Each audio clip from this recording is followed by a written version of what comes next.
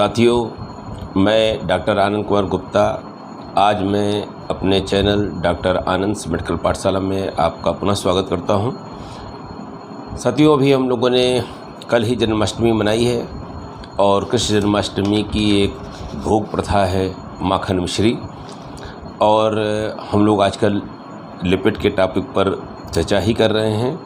आज हम आपसे देसी घी, दूध, दही की संस्कृति वाले अपने देश के इस जो परंपराएं रही हैं, संस्कृति रही है, दूध दही की नदियां बहने वाली जो संस्कृति रही है, उसमें एक छोटा टॉपिक क्या होता है देसी घी, इस पर चर्चा करते हैं। साथियों, देसी घी पारंपरिक तौर पर बेलोना विध से गाय के दूध से बनाया जाता है और गाय के दूध में 3 से 4% करीब फैट होता है।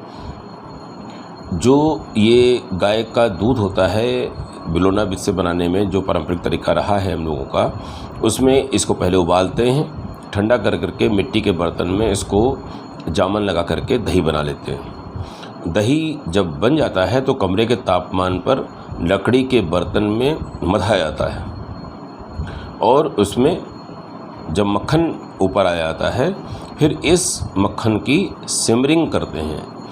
सिमरिंग का मतलब होता है कि जो क्वथनांक होता है, बॉइलिंग पॉइंट होता है, उबाल बिंदु होता है तापमान का, उससे थोड़ा नीचे ही उसको लगातार पकाते हैं और जब उसको पकाते हैं तो ऊपर उसमें अशुद्धियाँ आती हैं। उन अशुद्धियों को हटाना क्लैरिफाइंग करना कहते हैं, बटर को क्लैरिफाइंग करना कहते हैं। और इन प्रोसेस से गुजरने के बाद जो हमारे पास बचता है साफ़ उजला घी, वो हमारा देसी घी तैयार हो जाता है। इस प्रोसेस में पानी की मात्रा ना के बराबर हो जाती है और यही कारण है कि देसी घी जो पारंपरिक रूप से हमारा तैयार होता है बिना किसी रेफ्रिजरेटर कर हमारे यहाँ सालों साल रखा रहता है। इसकी एवरेज सेल्फ लाइफ 18 माह की होती है और कोई खराबी उसके अंदर नहीं आने पाती।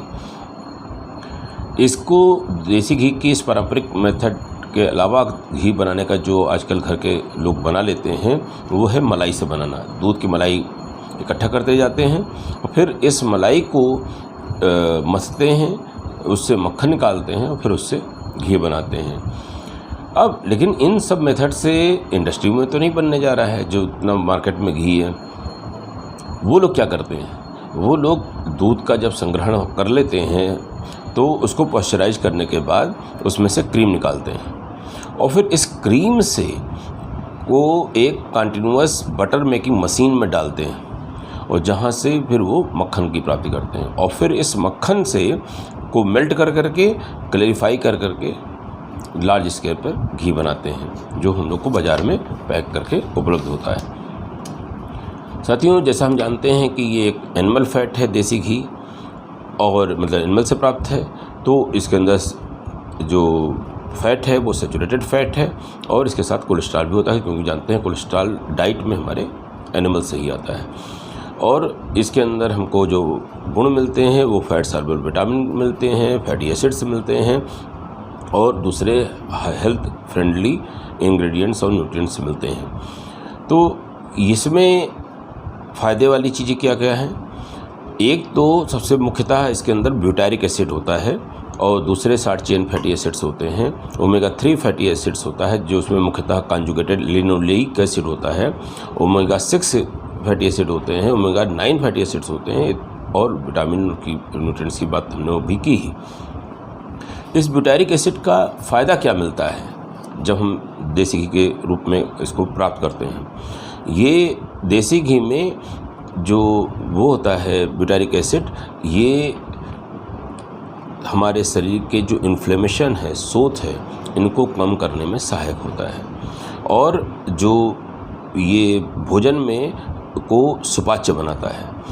भोजन को जो सुपाच्य बनाता है तो ये जो व्यक्ति कब्जियत रहती है, बड़ी आंत में फ़ायदा इस तरह से पहुंचाता है। ये कब्जियत और इरिटेबल बाउल सिंड्रोम नाम की बीमारियों में कि जैसी बीमारियों में मरीज जो देसी घी का एवरेज सेवन करते रहते हैं उनको कब्ज़ और इरिटेबल बाउल सिंड्रोम से लड़ने में सहायता मिलती है, उनके साथ वो बेहतर परफॉर्मेंस दे पाते हैं। वहीं पर जो कंजुगेटेड लिनोलेनिक एसिड होता है वो हमारे को इंसुलिन रेजिस्टेंस कम करने में और कैंसर से लड़ने में सहायक बनता है।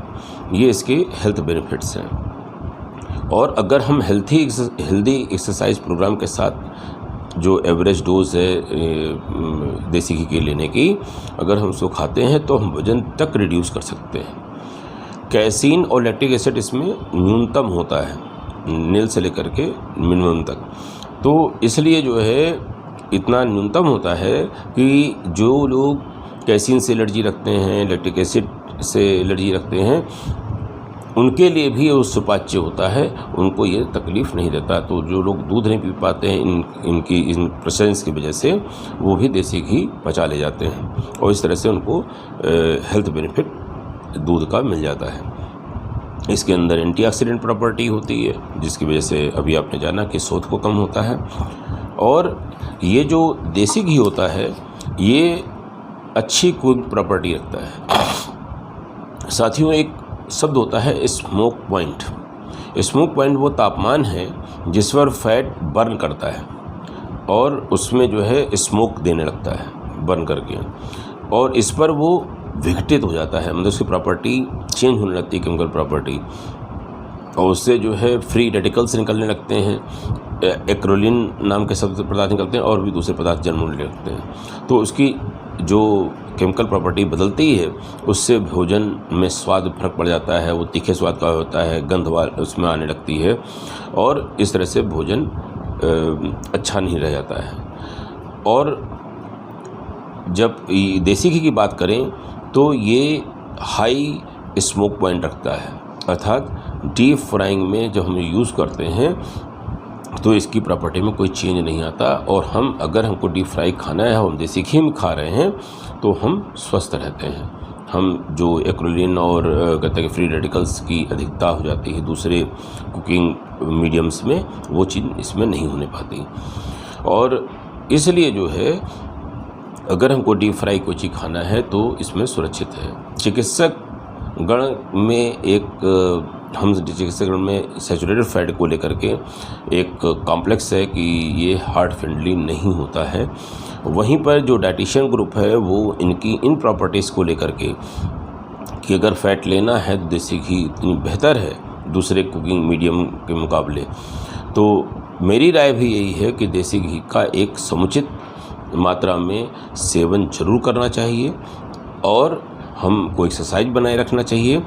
अगर आप समय के साथ हमारे वीडियो से जुड़े रहेंगे और आने वाले समय में आप देखेंगे कि दूसरे कुकिंग मीडियम्स के मुकाबले ये कितना सुरक्षित है और कितना न्यूट्रिशियस है। तो आप जुड़े रहिए हमारे चैनल से और आप देखेंगे क्रमशः कि जो वनस्पति घी है और दूसरे तरह के कुकिंग मीडियम हैं उसमें कैसे हम ये देसी घी आपको बेहतर नज़र आएगा। साथियों, जो ग्रोसरी बटर फैट होता है वो उसमें 80% से ज़्यादा सैचुरेटेड फैट होता है, शेष पानी दूसरे सैलिड्स और नमक होते हैं। इस तरह से ये देसी घी से अलग होता है। अगर हम देसी घी लेते हैं तो हम अपने जॉइंट्स को और अपने दूसरे अंगों को हेल्दी बनाते हैं। तो देसी घी मेरी समझ में अवश्य खाना चाहिए। फैट का एक अच्छा स्रोत है, फैट लेना ही लेना है। सैचुरेटेड होने के बावजूद एक अच्छा मीडियम है जिसमें हमको डीप फ्राइंग कर सकते हैं। हम लोग कहते हैं कि दाल में तड़का लगाने में यूज़ कर सकते हैं। इस रूप में हम इसको एक निश्चित मात्रा में पर डे ले सकते हैं।